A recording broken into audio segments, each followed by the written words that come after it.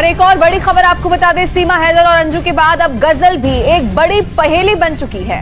17 साल की नाबालिग लड़की कैसे इंस्टाग्राम पर एक पाकिस्तानी लड़के के ट्रैप में फंस जाती है, परिवार से झूठ बोलती है और कैसे जयपुर इंटरनेशनल एयरपोर्ट तक वो पहुंच जाती है, ये बड़ा सवाल इस वक्त बना हुआ है। लेकिन इससे भी बड़ा सवाल इस बात का है कि क्या पाकिस्तान सोशल मीडिया पर बैठकर हैंडलर किसी खास मकसद के साथ भारत की लड़कियों को लगातार अपने जाल में फंसा रहे हैं, और क्या इसके पीछे हनी ट्रैप का कोई बड़ा गेम प्लान भी हो सकता है क्या? ये सब कुछ आपको दिखाते हैं इस रिपोर्ट के जरिए।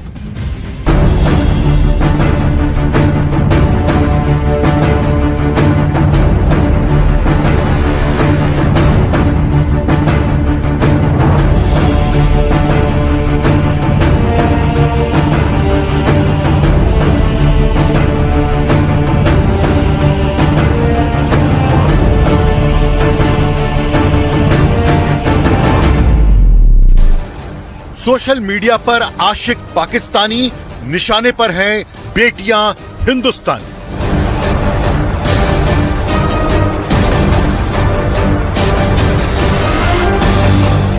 असलम लाहौरी ने बरगलाया, गजल को बुर्का पहनाया।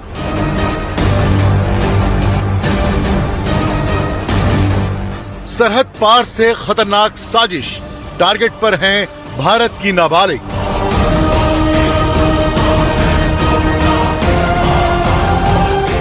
पाकिस्तान में हनी ट्रैप के हैंडलर, सोशल मीडिया पर एक्टिव पेडलर।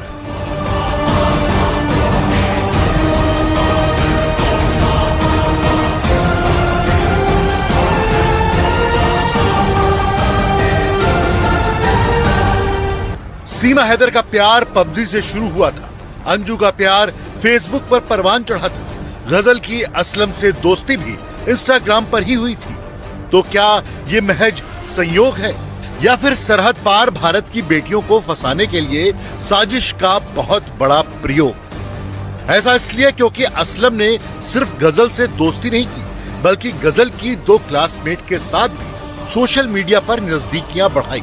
पुलिस की पूछताछ में गजल ने साफ साफ कहा कि असलम की दोस्ती उसकी 2 सहेलियों के साथ भी है। वो उनके साथ भी व्हाट्सएप और इंस्टाग्राम पर चैट करता है, जिसके बाद पुलिस सभी के सोशल मीडिया अकाउंट्स की डिटेल निकाल रही है। नहीं, अभी हम इसका जब तक इसका सोशल अकाउंट्स नहीं मिलेंगे तब तक ये कहना हमें अभी वो नहीं। हम इसकी गहनता से जांच करेंगे और इसकी और भी 1-2 जो क्लासमेट्स हैं उनके भी ये बताइए कि उनकी भी दोस्ती है वहाँ, तो उस दोस्ती के हिसाब से वो हमने बात करी उनसे और बात करने घूमने चली जा रही है। मतलब पाकिस्तान में बैठे असलम लाहौर के टारगेट पर केवल सीकर की गजल नहीं थी, बल्कि उसकी 2 सहेलियां भी थी। असलम लाहौरी इंस्टाग्राम पर फ्रेंडशिप कर उन दोनों लड़कियों का ब्रेन वॉश कर रहा था। असलम ने ही गजल को एयरपोर्ट पर फर्जी कहानी सुनाने के लिए कहा था, जिसके बाद गजल पढ़ाई का बहाना बनाकर घर से निकली और बस पकड़कर सीधे जयपुर इंटरनेशनल एयरपोर्ट पहुंच गई। पाकिस्तान की नहीं रहने कर राजस्थान की रहने वाली है और इसका एक सोशल मीडिया अकाउंट से, इंस्टाग्राम से एक लड़के से दोस्ती हुई। उस फ्रेंडशिप में उसने चैटिंग के दौरान बताया, तो एक आपस में मिलना चाहा, तो मिलने के बाद लाहौर आ जाइए, एयरपोर्ट पे आ जाइए और एयरपोर्ट से आप टिकट लेके लाहौर आ जाइए। पहले अंजू और फिर गजल, इन दोनों मामलों के बाद पाकिस्तान में हिंदुस्तान के खिलाफ चल रही साजिश का पर्दाफाश होने लगा।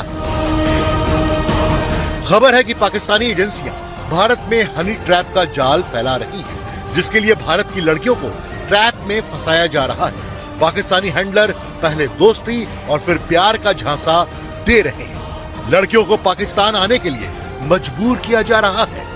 धर्म परिवर्तन करने के लिए हिंदू लड़कियों को बरगलाया जा रहा है।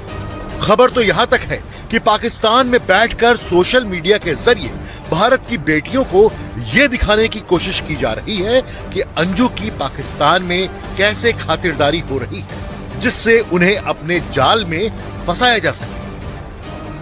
अंजू और गजल के बाद पाकिस्तानी एजेंसियों के भारत में हनी ट्रैप का जाल फैलाने का शक गहराता जा रहा है।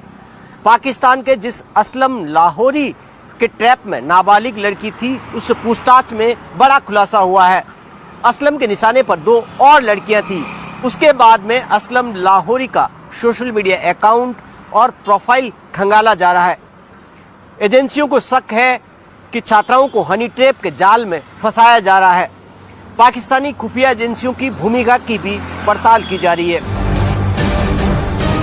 सीमा से शुरू हुआ ये किस्सा अंजू के बाद अब गजल तक पहुंच गया है। भारत की जांच एजेंसियां पूरी गंभीरता के साथ इन मामलों की पड़ताल में जुट गई है। अब ये पता लगाने की कोशिश की जा रही है कि कहीं और कोई अंजू या गजल तो इस टाइप के ट्रैप का शिकार नहीं हो रही।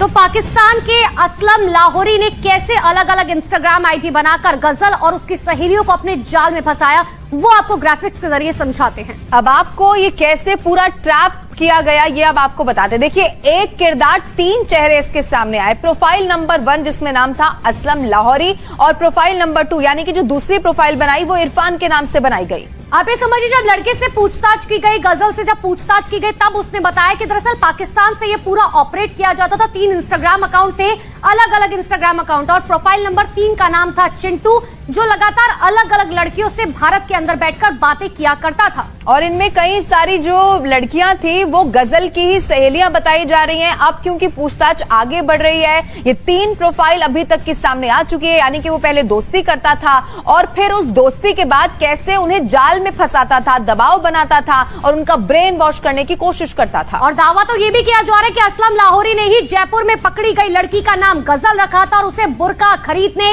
एयरपोर्ट जाकर लाहौर का टिकट लेकर पाकिस्तान आने तक के लिए कहा था। यानी कि ये पूरा ट्रैप कैसे यहाँ पर बिछाया गया, अपने जाल में फंसाने के लिए अलग अलग जो लड़कियां थी उनके साथ दोस्ती की जाती थी। अब इन सबके बीच में आज गजल और असलम की चैटिंग का एक स्क्रीनशॉट भी सामने आ चुका है, वो भी आपको दिखाते हैं। देखिए, दरअसल ये स्क्रीनशॉट है जिसमें साफ तौर पर हम आपको बता रहे हैं, जिसमें क्या कुछ गजल ने कहा है, क्या कुछ असलम की तरफ से कहा गया है। असलम की तरफ से कहा गया, सुनो, जिसका जवाब जो है ये कहा गया कि व्हाट्सएप में बात कर लो या फिर इंस्टा पे बात कर लो, जो असलम की तरफ से कहा गया। यानी कि उसके बाद देखिए, जब वो निकलने की बात होती है तो फिर वो लड़की कहती है, यानी कि गजल कहती है कि मैं नहा के सामान पैक करके चली जाऊंगी, मैं खुद ही आपको मैसेज कर लूंगी। उसके बाद किसी के फोन से ओके, यानी कि वो ये बता रही है कि मैं अब यहां से निकलने के बाद में अपने मोबाइल फोन का इस्तेमाल नहीं करूंगी किसी तरीके से। उसके बाद वो उसे इन्फॉर्म कर देगी कि वो निकल चुकी है। लेकिन देखिए, दबाव कैसे बनाया गया। जैसे ही गजल ने कहा, उसने कहा असलम ने कि व्हाट्सएप डिलीट कर दो।